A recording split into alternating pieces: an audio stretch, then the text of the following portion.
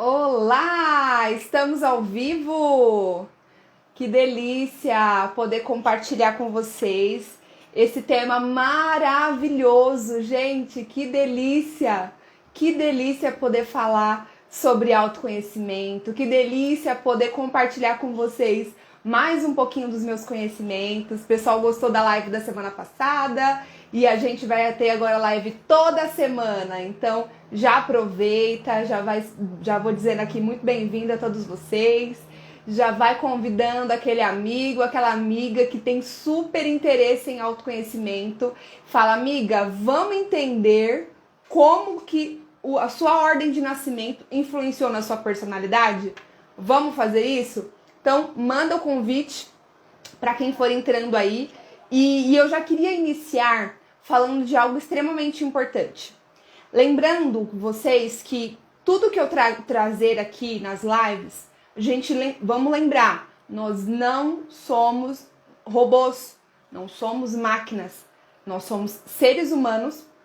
E como seres humanos que somos, nós não nos encaixamos em quadrinhos, em caixinhas. Nós temos diversas formas de ver, de enxergar o mundo. Então aqui eu vou compartilhar com vocês informações extremamente importantes, mas vamos sempre lembrar de não generalizar jamais. Beleza? Então eu queria já começar, já vamos direto ao ponto. E eu queria começar falando de algo extremamente importante. Dentro de uma relação familiar, vou dar um exemplo aqui, tá? Uma família composta por pai, mãe, um filho menino e uma filha menina, tá? Então, 4 pessoas. O que as pessoas pensam que essa relação é? Né? Então, quantas relações existem nessa família? 4 relações? Não. Existem diversas relações numa família com 4 pessoas.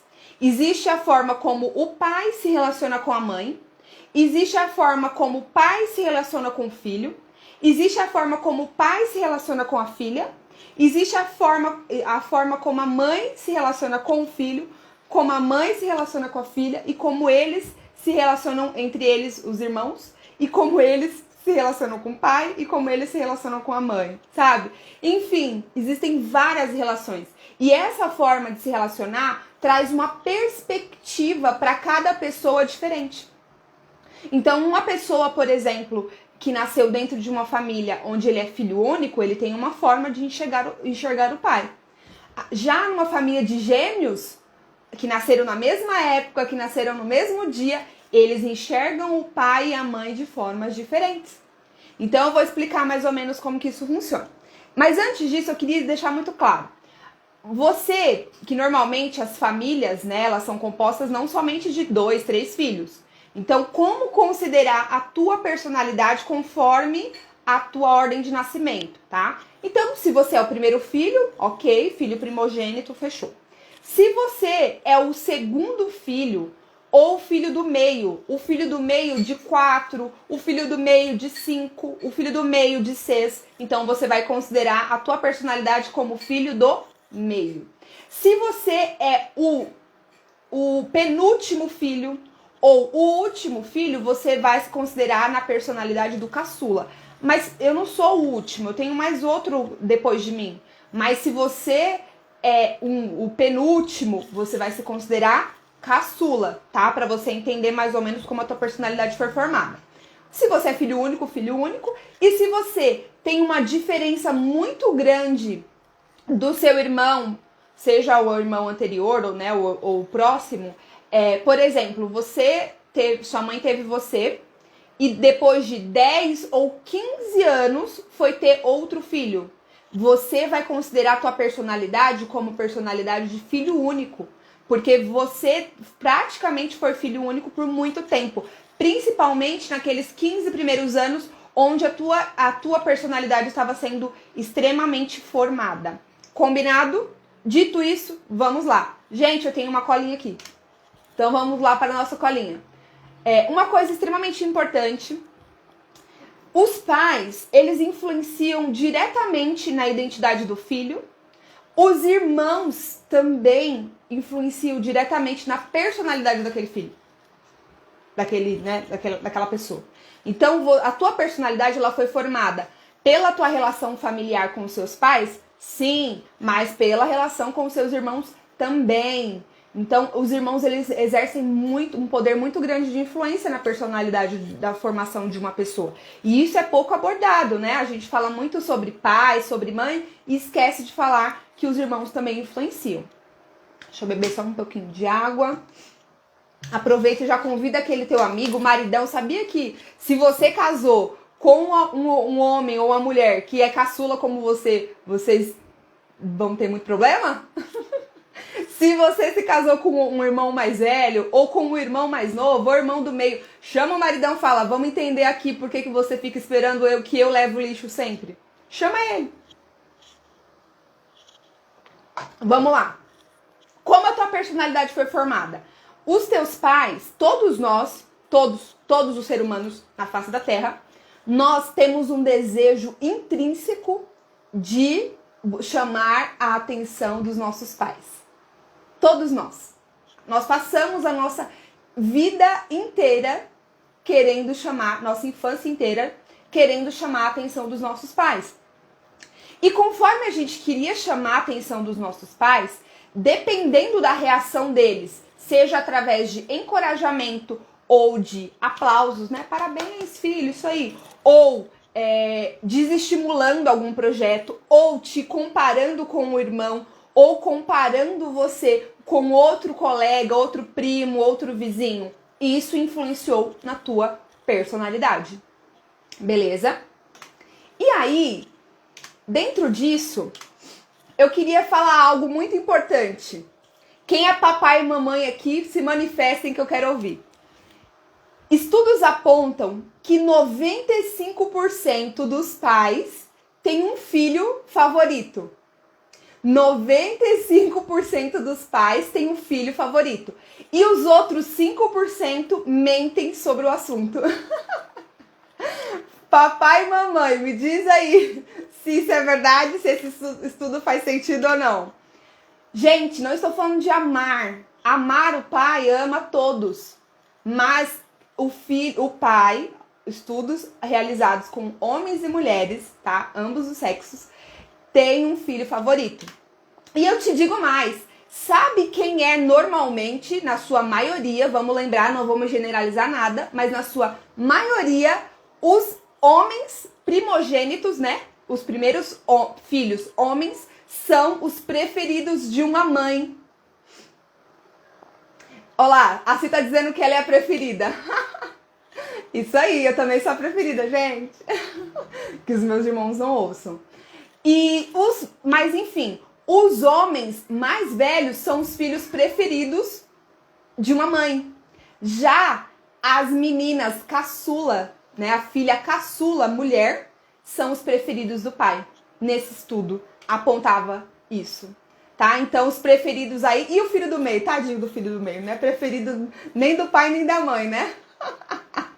Olha lá, isso é verdade demais. Pois é, gente. Então isso acontece, os pais... Mas tem uma explicação. Sou a caçula de quatro irmãos. Ok. Mas tem uma explicação pra isso, tá? Vou explicar por quê. O que acontece? Por que o pai, ele normalmente, por isso que não é na sua... Não são todos, né? Mas na sua maioria. Porque nós, seres humanos, nós temos... peraí que tem alguém me ligando. Pronto. Nós, seres humanos, temos um prazer e uma satisfação muito grande de ver alguém do sexo oposto com características parecidas com a nossa. Então, isso faz com que os pais gostem mais da filha caçula e a mãe do primogênito homem pelo fato de ser o sexo oposto, e se ele é parecido com ela, já traz um favoritismo maior.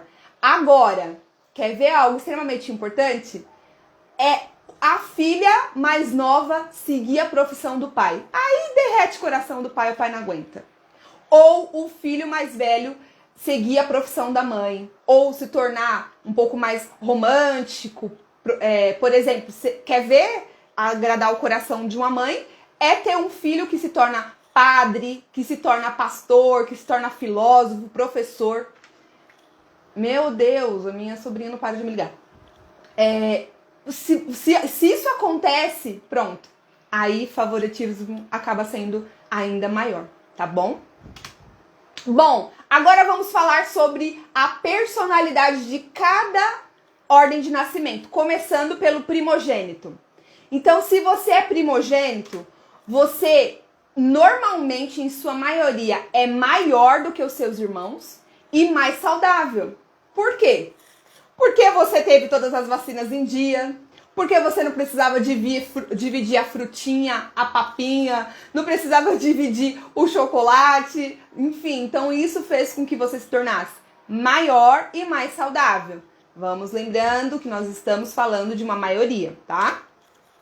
Isso te tornou, porque o que acontece? Você veio, como você foi o primeiro filho, você teve uma educação muito mais regrada, muito mais acompanhada, muito mais assistida. Isso te tornou uma pessoa mais conservadora. E você também recebeu um carinho e uma atenção extrema dos pais. Nem que seja por 9 meses, né, gente? Que era o tempo de nascer o próximo. E 9, um ano que seja. Mas você teve uma atenção ali. E aí o que acontece? Você se torna mais carinhoso, em sua maioria, tá? Pelo fato de você não ter ninguém que fosse abrindo caminhos, você teve que abrir os seus caminhos. Você teve que ter iniciativa. E isso te fez uma pessoa com atitude, com proatividade. Por quê? Porque se você não pedisse pra ir pras festas com os amigos, quem ia pedir? Se você não pedisse pra namorar, levar um namoradinho em casa, quem ia pedir? Você era o mais velho. Se você não pedisse pra deixar pra ir balada, quem que ia pedir? Então isso te tornou mais proativo. Você entendeu que não foi nem por uma questão do seu temperamento, tá? Não foi o teu temperamento que fez você ser assim, mas foi a falta de escolha. Você não tinha ninguém e você queria curtir a vida, você queria sair com os amigos, você queria namorar, então você teve que tomar iniciativa.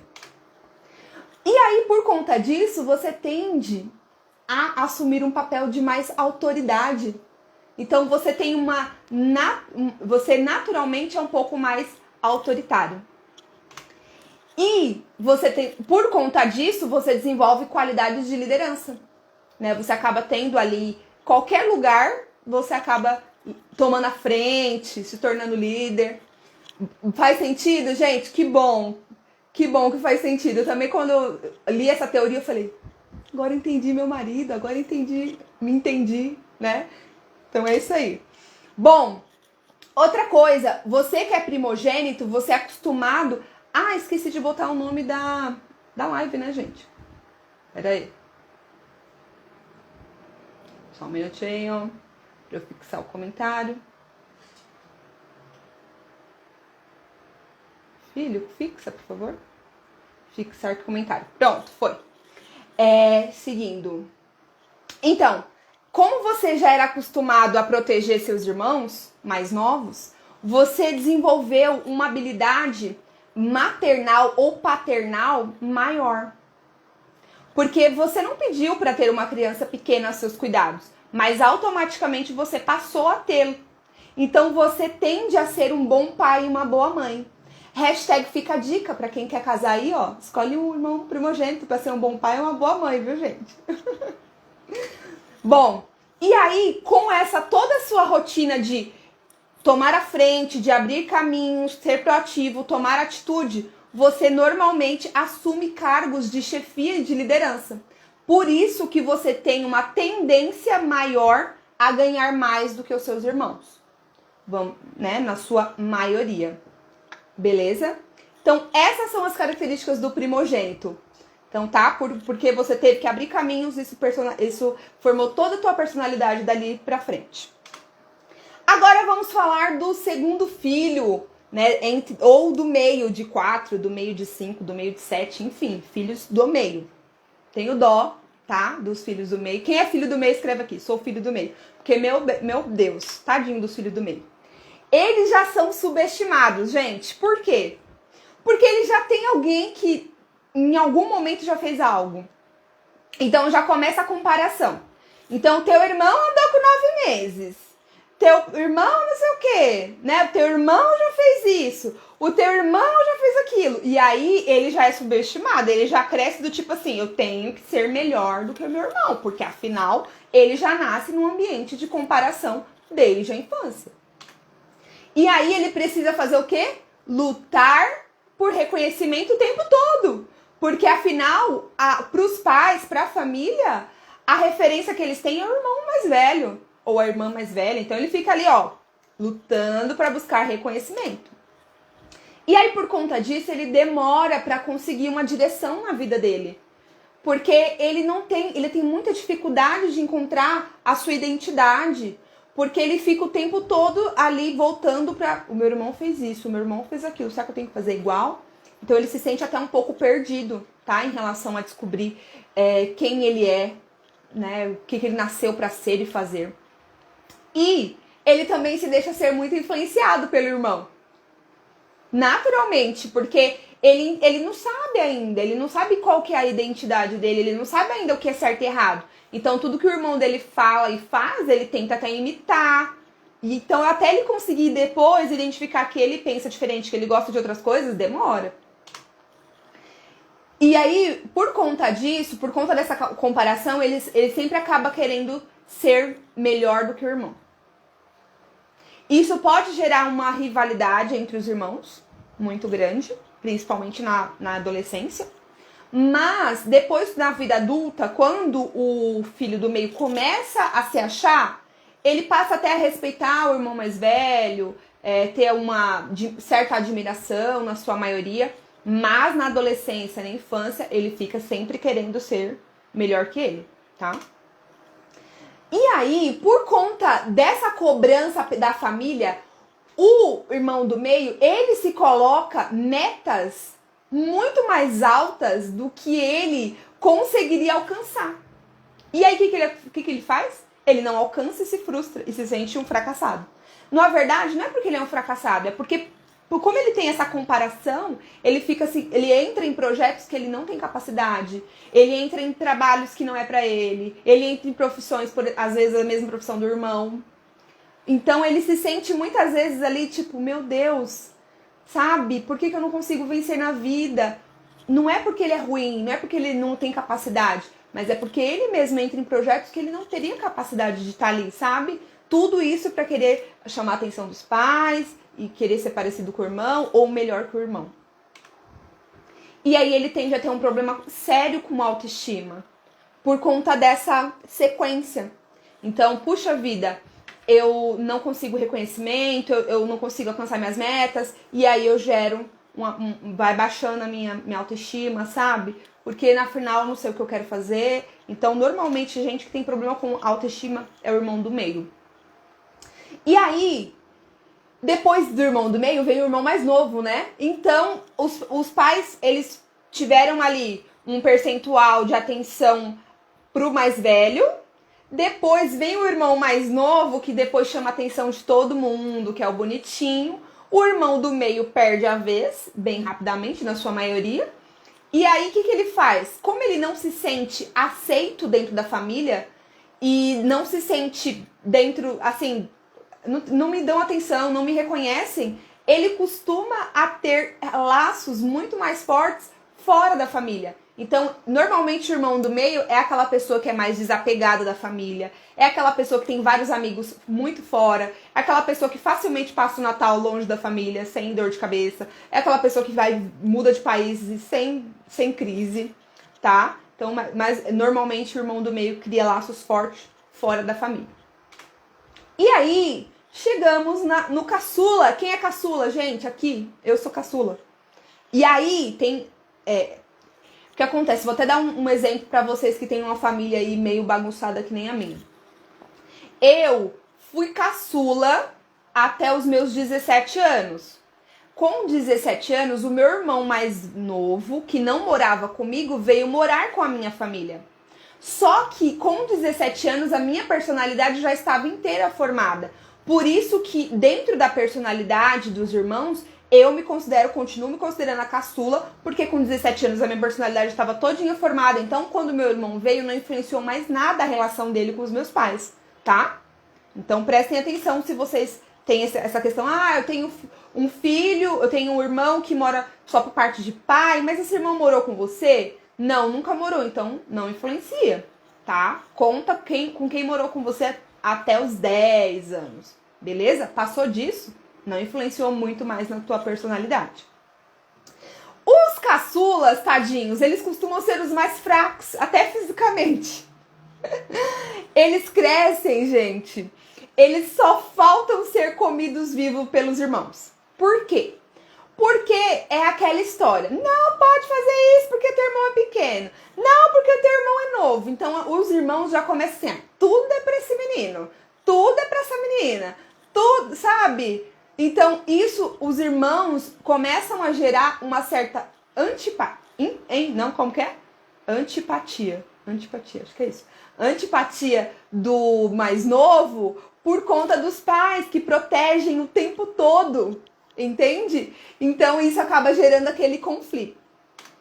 Mas ele cresce cercado de carinho e atenção, porque no fundo o irmão mais novo rouba o coração dos outros irmãos também. Então ele cresce cercado de atenção, de carinho dos avós, dos pais, dos irmãos, dos primos, dos tios. Então o caçula ele é mais, em algumas situações ele acaba até sendo mais mimado. Os pais já não precisam mais ter não tem mais aquela preocupação, aquela super proteção. Então o caçula não precisa pedir muito pra namorar, porque já teve o irmão do meio e o mais velho que já pediu. Não precisa, ai, nossa, quero fazer uma tatuagem. Vai ser muito mais fácil, porque se o irmão mais velho teve. Ah, eu quero sair, dormir fora, quero sair com os amigos. Vai ser mais fácil, porque o irmão mais velho já pediu. Então, o caçula, ele é acostumado a ter as coisas na sua mão.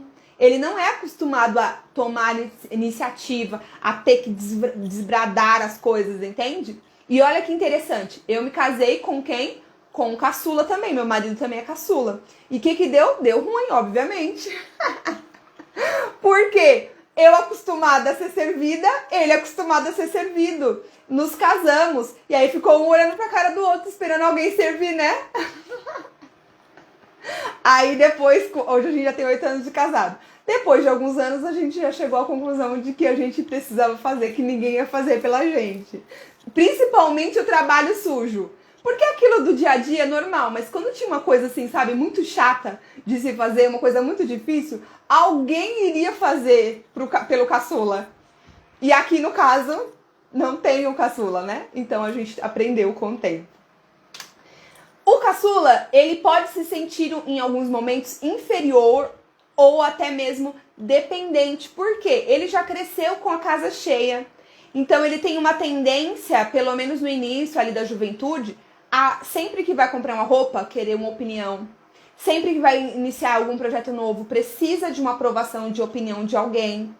Ele sente a necessidade do tempo todo de ter alguém ali próximo. Depois ele aprende, né? Principalmente depois que casa, ele aprende a se desvincular. Mas durante a juventude ele gera uma certa dependência de pessoas. Porque afinal, pensa só, quando ele nasceu a casa já estava cheia. Ele nunca foi sozinho, né? Nunca teve esse privilégio, né? Os caçulas sabem o que eu tô dizendo. E ele é motivado para tentar superar os irmãos também. Ele tem um pouquinho ali do filho do meio, né? De tipo, a comparação, porque o teu irmão mais velho andou com 9 meses, o do meio andou com 10 e você não tá andando com 12, né? E começa aquelas comparações. Então ele também tem que ficar lutando ali para superar os irmãos, porque já nasce num ambiente de comparação. E aí já fica o hashtag fica a dica pros papais e pras mamães, né? Vamos tomar cuidado nessas comparações, porque isso vai influenciar na personalidade do teu filho.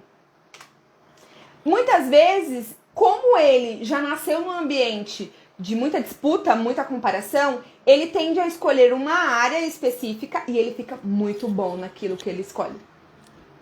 Ele, diferente do filho do meio, ele costuma ter uma identidade muito diferente.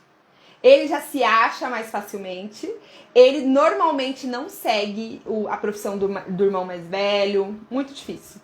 Ele vai ter uma formação diferente, e aí ele descobre aquilo que ele é bom, o talento dele, e aí, ó, taca-lhe pau. Ele fica muito bom naquilo que ele escolheu, tá?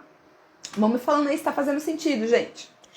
Como o caçula, ele chega num ambiente já de muita, né, disputa de atenção, ele gera um poder discreto de encantar as pessoas.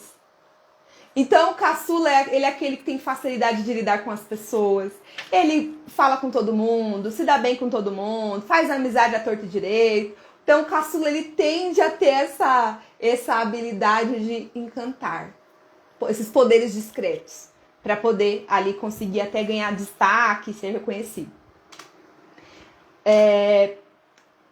Alguns caçulas, eles tendem a ter mais irresponsabilidade, tá? Então ele fica um pouco mais despreocupado, porque como eu te falei, se alguma coisa quebrou, não vai ser o caçula que vai arrumar na casa. Vai ter o irmão vai ter o pai, vai ter a mãe, vai ter o irmão mais velho, vai ter o irmão mais novo. Dificilmente vai sobrar pro caçula o trabalho sujo. Então isso gera nele uma irresponsabilidade, principalmente na adolescência, e uma despreocupação, sabe? Ele sempre acha que tudo vai dar certo, sempre... Não, alguém vai fazer, alguém vai resolver isso. Depois, como eu falei, na juventude, na vida adulta, ele vai se ajustando, vai se alinhando. Mas na época da infância e da adolescência, ele tem essa dificuldade. Ah, olha que interessante. Como ele já cresceu vendo os irmãos naquela época, né? Até hoje, vai. Apanhando. Então, o que ele aprende? O que dá errado? O que deu ruim? O que irrita os meus pais? Não vou fazer. Então, o caçula desenvolve uma habilidade, olha que interessante, de fugir dos problemas antes mesmo que os problemas aconteçam. Porque ele viu, ó, o irmão mais velho saiu, não avisou do horário, aí chegou tarde, apanhou, ficou de castigo. Aí ele viu o irmão do meio, porque o irmão do meio fez isso, entrou num relacionamento, o menino traiu, porque ela contava tudo pra amiga, então não vou contar tudo pra minha amiga. Aí depois olha o outro e fala, não, porque esse... Entende? Ele começa a gerar uma análise, tanto que o caçula, ele tende a ter ele tende a ser mais observador. Porque ele começa a ver, não, pera lá, eu não vou por esse caminho. Isso aí dá ruim. Então, meu filho, esse negócio de sofrência não é com o caçula, não. Ele tende a fugir do problema antes mesmo dele acontecer. E, na sua maioria, os caçulas são extremamente engraçados, palhaços, gostam de rir à toa. E é isso aí, um dia eu vou fazer uma live aqui só rindo, gente. Assim, falando que é real, gente. Ó, o Bruno, meu marido, falou que faz muito sentido. Pois é, meu amor. Só Deus sabe aquela sanduicheira que a gente jogou no lixo porque ninguém queria lavar, né? No começo do casamento, né? Deixa quieto, né? Deixa essa live pra live de casais, né? Mas tá bom, vamos falar agora do filho único. Gente, personalidade do filho único. E considere filho único você que só, né, não tem irmãos, ou você que só teve um segundo irmão depois de 10 anos ou mais. Tá? Então, você vai se considerar aqui como a personalidade do filho único. O filho único, ele já nasce tentando competir com o pai, gente. Olha que coisa. Naturalmente, ele quer competir com aquela figura paterna. E aí, ele começa, para poder competir com o pai, ele começa a se esconder debaixo das asas da mãe. Sempre esperando que alguém vai cuidar dele. Sempre. Então eu brigo com meu pai, eu enfrento meu pai, mas eu vou para as asas da minha mãe. Então normalmente o filho único, ele tende a ter um laço mais forte com a mãe. E um pouquinho, não é nem um pouquinho afastado, mas um pouquinho de bater de frente com o pai.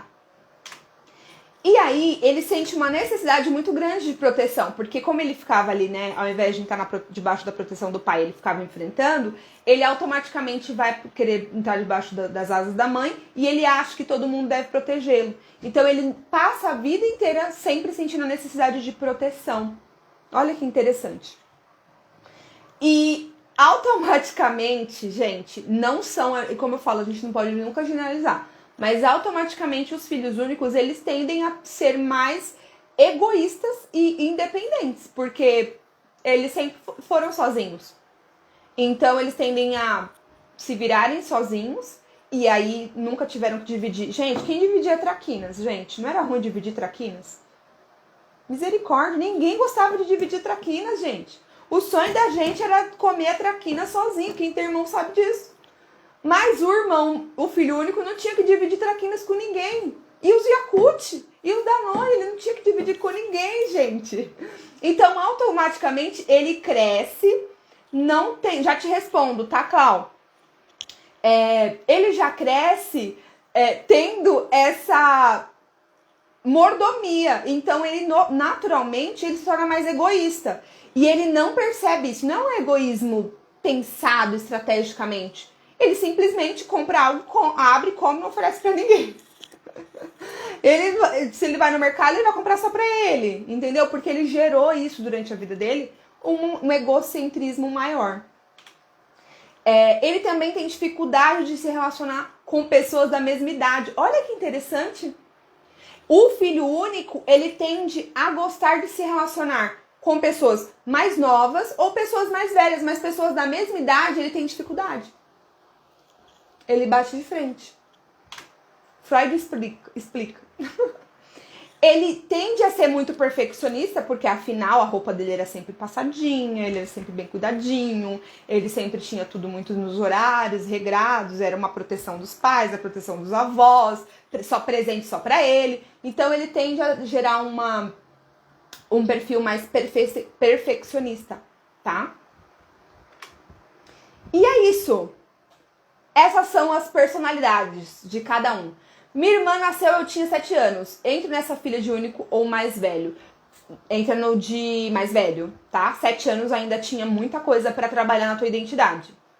E dependendo, eu falei aqui a partir dos 10, mas dependendo, se você foi uma criança que demorou muito pra amadurecer, né? Porque tem criança que demora muito pra perder aquela inocência e tudo mais.